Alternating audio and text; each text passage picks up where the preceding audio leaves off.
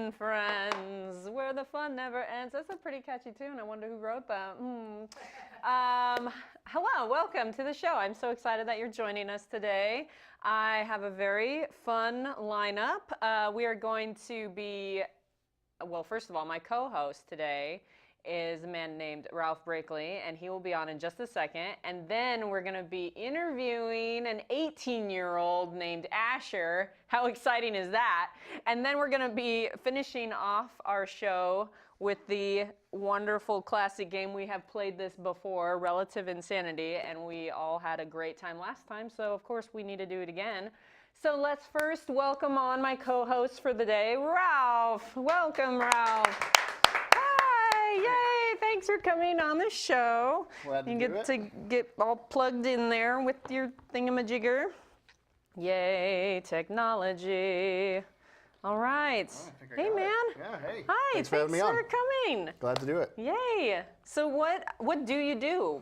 Like, besides, eating and drinking coffee and hanging out? I do a lot What's of things. your job? I'm a local sales manager for Nova Northwest, so we're a security company here in McMinnville. A security company for like you bring big security guards places? No, or? so we're intrusion security. So we redid all the cameras at the McMinnville School District. We redid all the security at the Governor's Mansion in Oregon. Okay. So it's more of a commercial-based security. Cameras, access control, big sounding alarms, that kind of stuff. Gotcha. Okay, cool. Well, that sounds very interesting.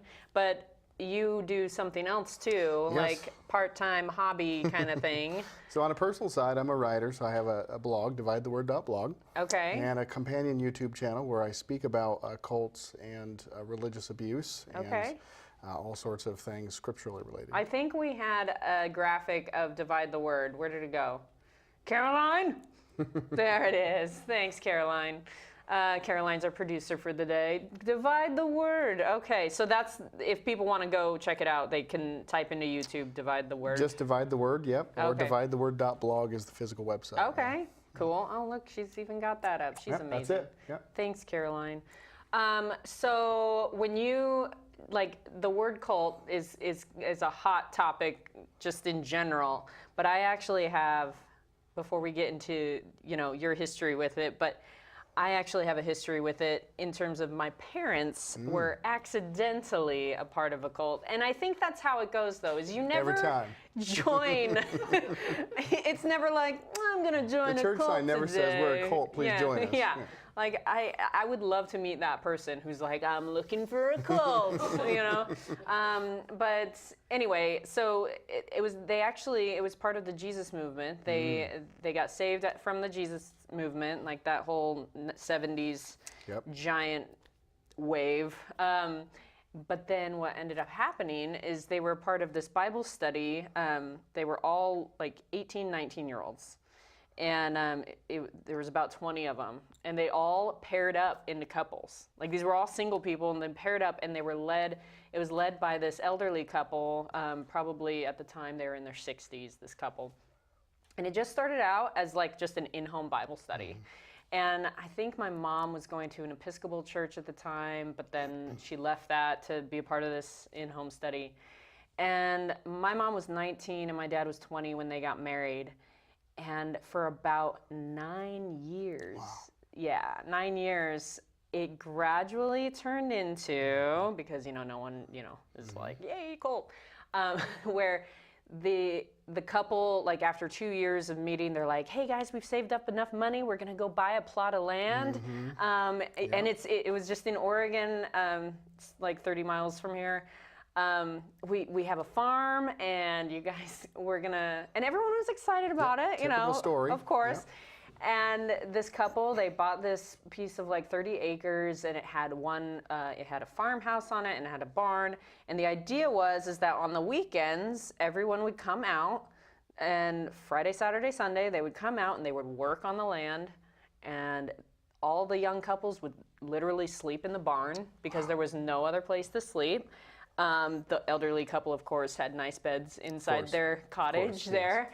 And it was like everything was run by the leaders. Like as the years progressed, you know, they started tightening their grip a little bit more to where, you know, it's just crazy things my parents told me where the lady, you had to like run by all of the underwear that you would wear. Yes. You have to like show them like, yes, this is what I'm going to be wearing. And Yes. she's like, okay, well, I guess you can, you know, that kind of thing. And she would have, you know, little sound bits of scripture to like back up everything. And I think the most amazing thing, just to wrap up the story, how it ended was, and during this time, my parents were scared to have kids. Right. Because to bring them into that. Yeah, they didn't want to bring us into that. And so they were married, my parents were married 9 years until they had my older brother. Wow. Yeah. But anyway, how it ended was it all ended all at once. Like my dad was he was a doctor, he was during residency or something, so he was away during that weekend. And it was like finally there's this cloud that lifted and everyone started finally talking to each other instead of going through the leadership. And so there was like, they just all had this meeting and they all started talking and one by one, they're like, are you happy? No. Are you happy? The light bulb came on. No. So it basically came down to, well, if one couple's leaving, we all have to leave. Like we have to. And sure enough, it was just this moment of clarity. They all left and the leaders, of course, were extremely upset. But I remember my dad telling me that his best friend called him, and my dad was in San Francisco at the time, and he's like, yep, it's done. And my dad immediately felt like this massive boulder come off. And yeah, it was just impressive. like, and now we get to start our spiritual journey all over again because we have no idea what we're doing. Yes. So anyway, I mean, that's in a nutshell. Well, it's such a typical story. And in fact, I'm writing a book right now called 2 Steps from a Commune. Because that is the natural progression of a cult, right? They always start off with this slow dripping, what we'd call brainwashing. There's other terms for it, like love bombing and that kind of stuff, where they drag you in with the love, the companionship, the fellowship, and then they slowly start indoctrinating you or brainwashing you with little bits at a time. You think of Jim Jones, People's Temple, everybody's heard of that guy, right? Well, he was actually heavily influenced by Azusa Street and Pentecostal backgrounds, which is where I've come from. Okay. But, of course, he didn't start off by saying, hey, everybody, let's go live in a commune and someday we're going to poison ourselves. It just always started off with this slow drip of control where at some point then it becomes, now I control how you cut your hair. Now I control what underwear you wear. Now I control who you can date and who you can marry and who you can fellowship with and what books you can read, what you can listen to. It always starts with those slow dripping processes. The next step naturally is always a commune because once you're in a commune, it's secret and private. The outside world's not seeing what you're doing. Yeah. And then it leads to disaster always. But such a stereotypical story of a cult. That's crazy. Yeah. Yeah. Oh my gosh. And well, so that's what your blog is all about. Is about coming out of that. Yep. And you dive a lot deeper into that with your blog and your YouTube channel. So Yes. I highly recommend anyone just like interested to go check that out. But with that, I forgot to tell everyone about our man in the field, Talan. See, this is what happens. I get too involved in our guests, and I'm so excited that I'm just like, oh yeah, Talan. Well, it's okay. And we were talking earlier. We could talk about this for hours. Hours. Like just dive deeper and deeper into the rabbit hole. But I really am excited to show you what Talan has been up to. So Talan, our man in the field, you know Talan. Yep, awesome. He's a great dude. He worked on another segment, and so we're really excited to see that. So I think it's ready to go. If we want to. Hey, Mandy and friends. Well, I happen to be out walking my cat today, and you want to guess where I stumbled across? A field. Yeah, and it's complete with grass this time, nice short manicured grass, and it looks like a soccer field type thing. I'm pretty sure kids play here. Oh, my cat, likes it. And so, there's a playground. Oh my gosh. Camera lady, hold my cat. Okay, and my bag.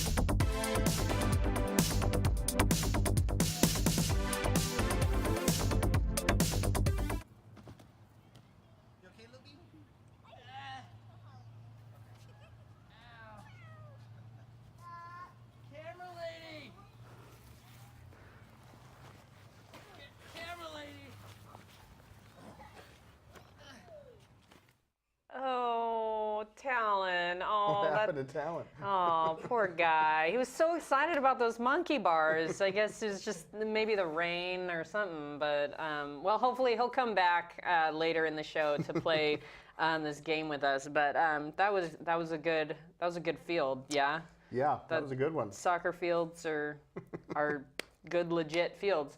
Well, I'm excited for our guest today, Asher. He's going to be coming on, and let's welcome Asher. Welcome, Asher. Yay. Hi, man. Thanks for coming. Thanks for having me. So, Ralph will switch spots. Oh, wait, no, because I forgot about, yeah. No, you're fine.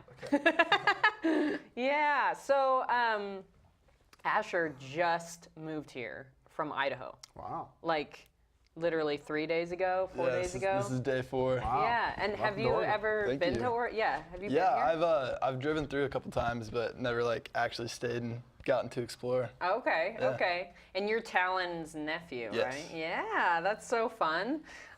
So why did you decide to uproot and come here? Honestly, I don't know. It was an opportunity to go explore, and yeah, I really wanted to. I love it here. It's super pretty, and it's a good opportunity for my photography. Nice. Yeah. Are you going to be going to school? Are you going to get a job? I'll definitely, yeah. A job is a necessity. Okay. I'm not entirely sure about school yet. Okay. Yeah. This is fun though, because I feel like so many more kids nowadays need that break from high school to figure out what they're doing. Yeah. I took a year off after high school, which was a good thing because I needed to not waste my freshman year on figuring out who I was and what I was gonna do with my life. Yeah. Mm-hmm. Yeah, I've heard so many stories of kids going to college right away and then dropping out like after the first or second. Or changing their major over and over and over Yeah, yeah, because they haven't lived life. Like Right. they legit don't know what they're doing with their lives. So yeah, take your time, figure that out. But yeah, speaking of jobs, what are some of your guys' first jobs that you ever had? Phew. My first job was at Wendy's, actually. Yeah. Nice. Me too. Oh, Very really? ironic, Really? yeah. Okay, Yeah, there my we first go. job was Wendy's here in town. Oh, nice. How old were y'all? I was 16. I was also 16. There we Very go. cool. There we the go. universe. Nice. Okay, so my first job was actually I was 15. Beat y'all. But at the zoo. I worked at the Oregon Zoo, Oh, cool. making food. Yeah? Yeah. For the animals? Yeah, no, for animals, for humans. Yeah, human animals. Yeah, and you know, elephant ears, the cinnamon The roll. best. Yeah, I made those, and then I did a bunch of other food. Do you guys have any funny stories from Wendy's, or is just... Yes. Oh, Yes. yes. Yeah, I got fired from Wendy's. I remember Oh. I remember it very clearly. So I was serving food up on a tray on the counter, and I kept spilling the French fries. And the lady at the counter was getting mad at me, so she picked up a box of French fries and threw them at me. Oh my gosh. This is a customer, right? She's really angry. So finally, I just picked up the tray and dumped it back on her. Frosties, sodas, hamburgers, French fries, and all. Oh my gosh. Needless to say, that was my last day there. But Whoa. I've never heard a story. That's a good story, man. That's crazy. Yeah, instead of getting fired, I was working there with my twin at the time. Oh, you have a twin? Yeah. What? Yeah, we're fraternal. Yeah. Wow, cool. It was very fun working with a twin, though. Yeah. Oh, I bet. I'm the older one, and so I always told him what to do, and then him being the younger one got. I love that. Yeah, you might be the older one, but like, how many minutes? Oh, are you 8 older? minutes. That's Yeah. that's quite some time, I'd say. Yeah. That's plenty of time. Oh yeah. Anyway, yeah. Yeah, and so I would always just tell him what to do, and he'd always just get really mad, and Oh. it was I don't know. It was always a fun joke to just. you're the boss. Yeah. 8 minutes boss. Yeah, that's fun. Now, because you're at Wendy's, and for me, I was at the zoo, well, food services basically. You guys like make your own like triple decker, Oh, yeah. like shove as much stuff. Yeah. Yeah, because at the time when I worked at the zoo, we also had a burrito station, and so I would like put everything and anything. Yeah, because it's this whole like hamburgers, burritos, it's different. Anyway, yeah. But I think my funniest story, because it was the zoo, there's animals, and I remember showing up and Afro Cafe. Have you guys been to the Oregon Zoo? Yep. Okay. Times. Yeah. Not yet. You will go soon. But when I would show up, it's at the, I'd have to go through the front gate, and then Afro Cafe is like basically center of the zoo, and it's right next to the monkeys. And I remember coming to the front gate, and you could hear the monkeys doing it from the gate. It was the loudest sounds I've ever heard. And then because the Afro Cafe was right next door and the elephant ear place was right there, that I got to listen to that for like a solid 2 hours. Oh, the best part was watching the customers walk by and being like, what is going on? Because I mean, it was no stopping it. Yeah. It was so loud. Anyway, yeah, I think that was the funniest thing. The food tray. No, the food tray, man, that's pretty epic. What did she do after you did that? No, she just started screaming at me, and then the manager made me go to the back of the restaurant. Yeah. That was it. Yeah, okay. You're out of here. Yeah, I was 16. So. Yeah, that makes sense. It's all good. Okay.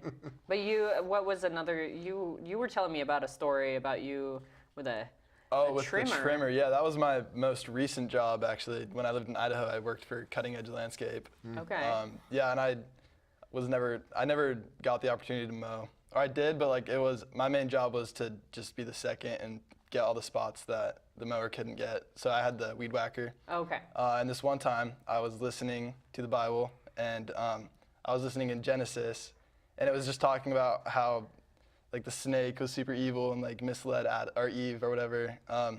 And then right after hearing that, I looked down and I see a snake, and instinctually. So you took it literally. Yeah, I instinctually was like, oh, this is evil, and just went at it. Aww. Yeah, and then too bad you couldn't have done that 7,000 years ago. Oh, yeah, honestly, for real. Yeah. Well, I mean, I'm scared of spiders, so snakes don't bother me. So I would have been like, oh, there it is. There's a snake. But. Anyway, are you guys so excited about this? Yes. Yeah. Yes, I am too. And I'm also so excited that Talan is trying to tell me something. Talan just came back from his segment. What? He wrote on a piece of paper, and I can't read it because it's so light. I have a first job. Oh, okay. Well, we're gonna. Ellen, we'll have to talk about that when you're mic'd. But we are going to play Relative Insanity. I'm glad Talan's back, though, because Talan was going to play with us. So, is there a connection here? We talk about cults and then insanity. I was excited to plan this. Yes, I actually did plan this. I actually thought ahead. Wow. What? So, anywho, I'm going to be doing the red cards. Have you played Apples to Apples? Yes. Okay. Long time ago. Yes. So I'm going to read a setup, and then you will give me the punchline, and then I will pick my favorite punchline, and whoever has the most punchlines at the end of our time wins. Okay. Okay. You're probably gonna win. So, so let's hand this out. Also, BT Dubs. This was written. All these cards were written by Jeff Foxworthy, who's a fun comedian. Oh, I haven't even opened these ones. Ooh. Well, that's cool. How about Talan comes on and tells his first job story while I open these? But you have to speak into Asher's mic. All right, buddy, come on. Let's do this. It has to beat the Wendy's story. Just yeah, Okay, yeah. So, my first job. No. Yes. My first job story. You can look at me too. Oh yeah. Hi. So my first job story, my early start on entrepreneurship began at an early age, at the ripe age of 8 years old. So I had a great idea to make money, because I wanted a skateboard. So Word. I decided to go around to all my neighbors and ask for their old newspapers. So I asked for all their old newspapers. I pulled the comic strips out. I rolled them up, put a rubber band, loaded up my red wagon, went down the road and tried selling all of these comics for 5 cents. Oh my gosh. That was my first job. And That's did you make pretty any fun. money? I made some, enough to buy a candy bar, but that was about it. That actually does. Well, thank you for that. Here's your deck of cards. That actually reminds me. I did have a. You'll just become here. You sit in the audience. our giant audience. No, in the chair. The audience. We're redoing in the field. Yeah. This whole episode is going off the rails on the crazy train. That's my favorite song. Yeah. That reminds me of actually my very first money-making job. I started a club with one of my best friends at the time. We were 8 years old, called the Starlight Club. And we sold candy and friendship bracelets around. Go. Yeah, that There was you go. really fun. Yeah. We had a pledge, we had secret meetings, we had dang. like treasurer and secretary. It And wasn't a cult, was it? it was beginning to have could the have started. looks of a cult. Yeah, absolutely. Anyway. Well, this is Oregon after all. Yeah. It's cult country. Oh, yeah? Have you ever heard of the Bhagwan Rajneeshi cult? Oh, yeah. I watched It's the whole Oregon. Netflix Yeah. specialist on the Rajneeshi. Oh, my gosh. Yeah. Okay, here we go. I will never forget the day my grandpa said to me, He's going places like rehab and jail. what? I just read what I had on the card. Oh, that was Oh, quick. no, you hand it to me. Oh. No. You we have to pick one and discreetly- give it to you. Discreetly hand it Okay. so I don't know, and then I'm going to mix it up. Can you read the question one more time, please? Yes. I will never a better one. forget the day my grandpa said to me,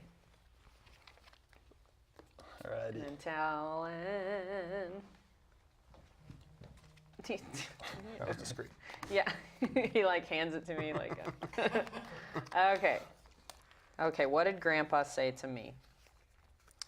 Who wants to get naked? Oh, gross.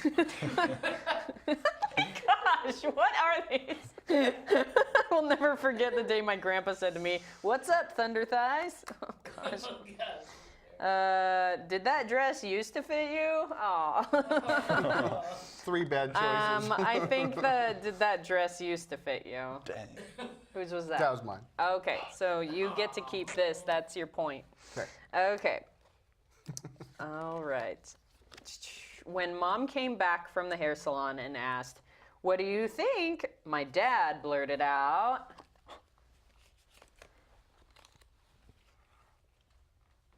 "Do, do, do, do, do, do, do, do, do, do, do, clock is ticking." Okay. All right. Mom getting back from the hair salon. "What do you think?" my dad blurted out. "I need to get my groove on." Okay. "Well, she's never going to win a beauty contest, but she's sweet." Yeah. "Everybody in her hometown knows what she looks like naked." What is with the naked one? I'm going to say, well, she's never going to win a beauty contest. Sweet. There you go. What? You came up with the game. Okay. Okay. The emergency room nurse walked up to us and said, the emergency room nurse walked up to us and said, "Talan."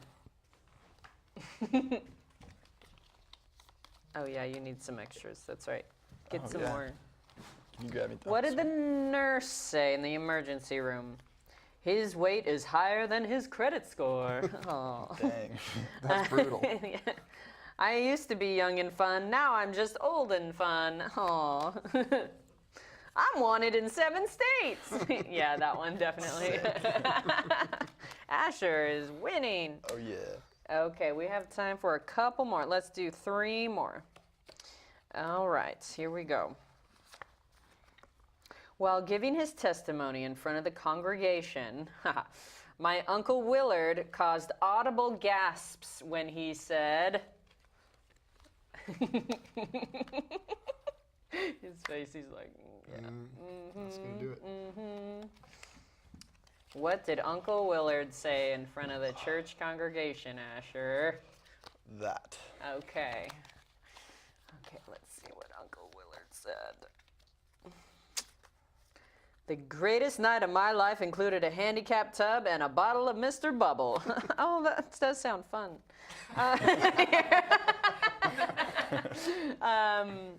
He said, "You're about as sharp as a marble." Oh, to the congregation. The only thing stopping him from going on a 9-state killing spree is the lack of gas money. To the congregation, though, that doesn't make sense. The greatest night of my life is the handicap tub and bottle of Mr. Bubble. Yeah, that was me. Oh, yeah. Okay. There you go. You said I would pick it. You got it. Okay. 2 more. Then we're done.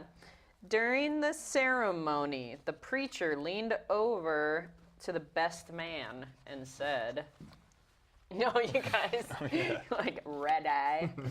Oh, no, you're kind of pre-reading these. That's good. That's good.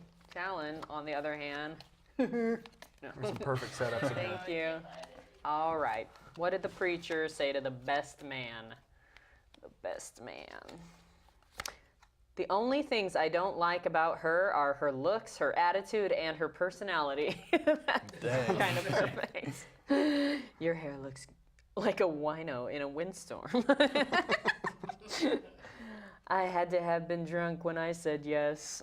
Oh, I get it. Like, for the wedding, I had to have been drunk when I said yes. I like it makes sense. The only things I don't like about her are looks.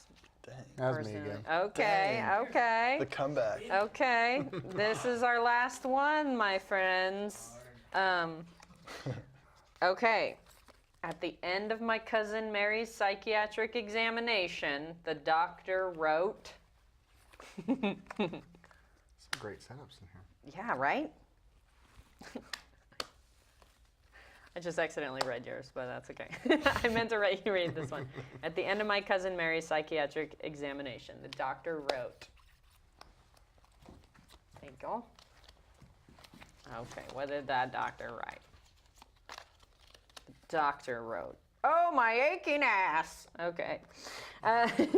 She is dumber than a bag of hair. That's a good one. How about putting some teeth in that hole?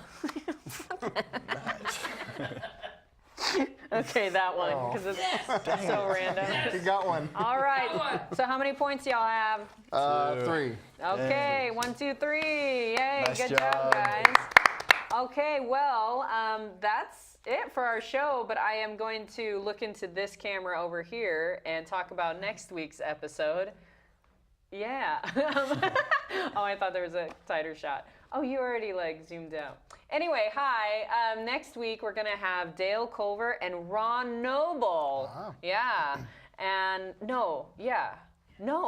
What day is it today? The It's the 9th? Yes. Sorry, I keep going back and forth. We're gonna have those 2 guys. Dale has his own podcast called The Man Card. Mm-hmm. Is it Man Card? Mm-hmm. Yeah. And Ron Noble is a he's our representative in the House of Representatives here in Oregon. So, yeah, that'll be exciting. Yeah, exciting. So, yeah, thanks, guys. I'm so glad. I want to thank MCM for letting us use the studio, and thank you for tuning in or YouTubing it. So, yeah, thank you again, and we'll see you guys later. Glad to be here. Bye. Yeah. Yay.